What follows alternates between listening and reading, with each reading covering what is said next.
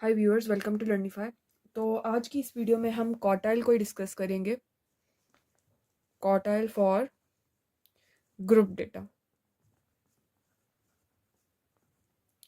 जैसे कि हमने लास्ट वीडियो में क्वार्टाइल फॉर अनग्रुप डेटा को डिस्कस किया था, तो जिस किसी ने वो वीडियो नहीं देखी उसका लिंक डिस्क्रिप्शन बॉक्स में अवेलेबल है, आप इजीली जाकर देख सकते हैं।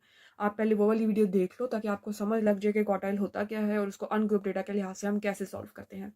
अब इसमें हम ग्रुप डेटा के अकॉर्डिंग देखेंगे। ग्रुप डेटा क्या होता है? जिसमें हमारे पास क्लासेस गिवन होती हैं, हमारा डेटा जो है वो ग्रुप्ड होता है, कैटेगरीज में डिवाइड होता है। लेकिन जो अनग्रुप डेटा होता है उसमें हमारे पास सिंपल वैल्यूज गिवन होती है और हमने उसका जो है वो क्वार्टाइल फाइंड करना होता है। ठीक है, अब इसमें सबसे पहले हम अपना फॉर्मूला लिख लेते हैं।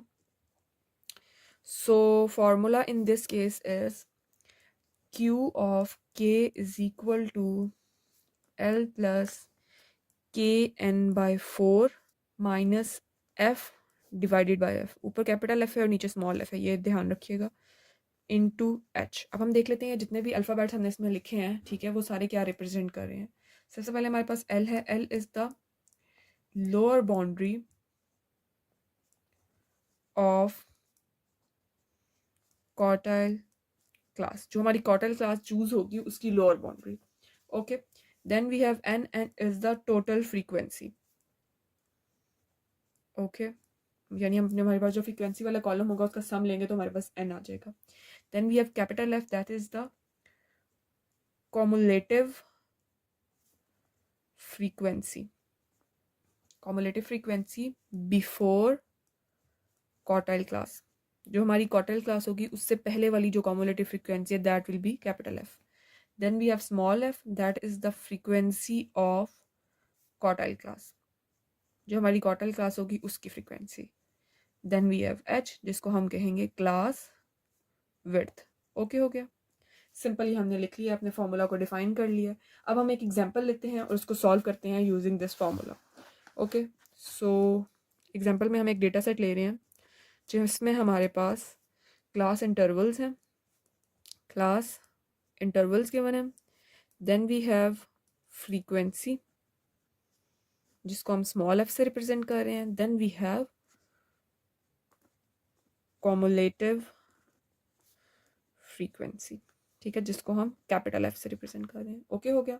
अब हम नीचे अपना डेटा लिख लेते हैं। For example 10 0 to 10, then we have 10 to 20, 20 to 30 and 30 to 40। Okay, 0 से 10 तक हमारे पास 5 आ जाएगी, 10 20 एंड 15। उसके बाद अगर हम अगली लिख लें अपनी cumulative frequency, that will B 5 15 35 and 50। Okay हो गया। अब हम आगे चलते हैं।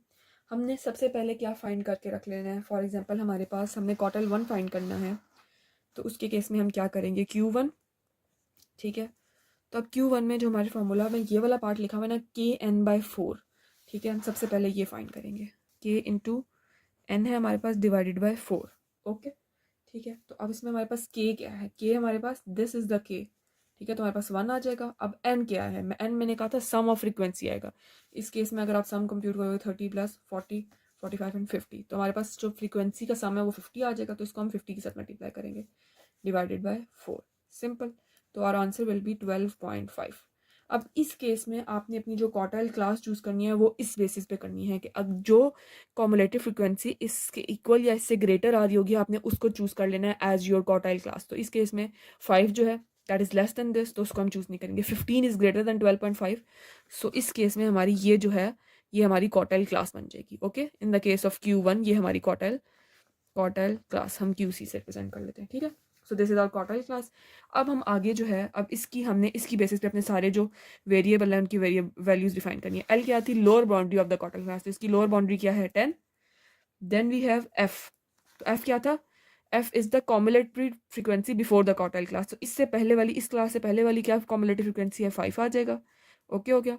Then we have next value we have F, F is the frequency of quartile class, तो इस क्लास की फ्रीक्वेंसी क्या है 10। ओके हो गया। फिर इसके बाद हमारे पास लास्ट वैल्यू हमने और क्या लिखनी थी, एच। एच क्या है हमारे पास, क्लास की विड्थ, तो वो आपने कैसे करनी है, 20 माइनस 10 कर देंगे तो आपके पास क्लास की विड्थ आ जाएगी, that will be 10। Okay okay, now we will put it into our formula.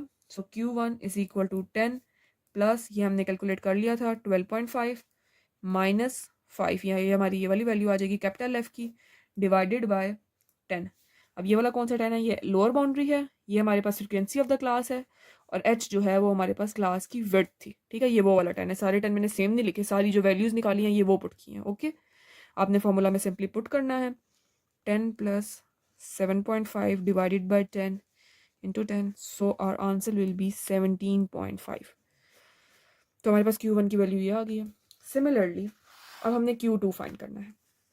So Q2 के लिए हम क्या करेंगे, सबसे पहले हमने kn/4 फाइंड करना है। अब n तो यहाँ पे सेम है लेकिन k की वैल्यू चेंज हो गई है। वी हैव 2 × 50/4, तो 2 1 2, 2 2 4, 50/2 करोगे तो आपके पास वैल्यू क्या आ जाएगी 25। अब आपने 25 से जो ग्रेटर या इक्वल वैल्यू है उसको अपना क्वार्टाइल क्लास चूज कर लेना है। तो सबसे नियरेस्ट कौन सी बन रही है, सबसे ग्रेटेस्ट जो नियरेस्ट है दैट इज 35। तो आप 35, दिस विल बी Q2 के केस में हमारी ये जो है ये क्वार्टाइल क्लास है, ओके हो गया। सो अब हम इसकी वैल्यूज लिख लेते हैं। इसकी केस में हमारे पास L की लोअर बाउंड्री की वैल्यू 20 है, F हमारे पास 15 आएगा, this is the capital F। Small f जो है वो हमारे पास फ्रिक्वेंसी ऑफ द क्लास 20 है, और h जो है वो 10 आएगा, ठीक है। ये सारी वैल्यूज आप टेबल से वेरीफाई कर सकते हो कि हमारी क्या कैसे निकली है। मैंने आपको पीछे वाला एक्सप्लेन कर दिया, ये मैं डायरेक्ट लिखी है, ओके। सो अब हमें Q2 फाइंड करना है।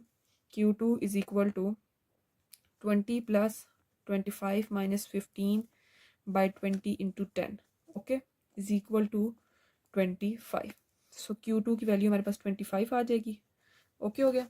अब हमने फाइंड करना है Q3, तो हम Q3 की वैल्यू फाइंड करते हैं। Q3 ये आ गया, इसमें हमने दोबारा से k और n/4 करना है। तो 3 × 50/4 वी विल गेट 37.5, ठीक है। अब 37.5 है तो हमारी लास्ट वैल्यू अब हमारी ये जो है ना ये क्वार्टाइल 3 की क्लास बन जाएगी, क्योंकि ये वैल्यू जो है बड़ी आ रही है 37.5 से, ओके हो गया। तो अब हम आगे चलते हैं, हम अपनी वैल्यूज़ लिख लेते हैं। लोअर क्लास की वैल्यू 30 आ जाएगी, F will be 35, small f जो फ्रिक्वेंसी ऑफ द क्लास है that is 15, and H will be 10, okay हो गया। हर केस में जो H है वो सेम रहेगा, क्योंकि जो क्लास इंटरवल का डिफरेंस है क्लास बट वो 10 - 20 या 20 - 30 आप या 30 - 20 कर लो, सेम ही आ रही है, ठीक हो गया। अब हम इसको फॉर्मूले में पुट करेंगे ये वैल्यूज़ को, 30 + 37.5 - 35 divided by 15 × 10 is equal to 31.67। So this is और क्वार्टाइल 3। होप सो आपको ये टॉपिक और ये जो एग्जाम्पल है ये इजीली समझ आ गई होगी। आप इसको ये वाले जो फॉर्मूला है आप इसको जो भी डेटा सेट आपको ग्रुप डेटा गिवन है उस पर अप्लाई करोगे, इजीली आपका जो सोल्यूशन है वो निकल आएगा। So kindly like, share and subscribe to our channel. Thank you.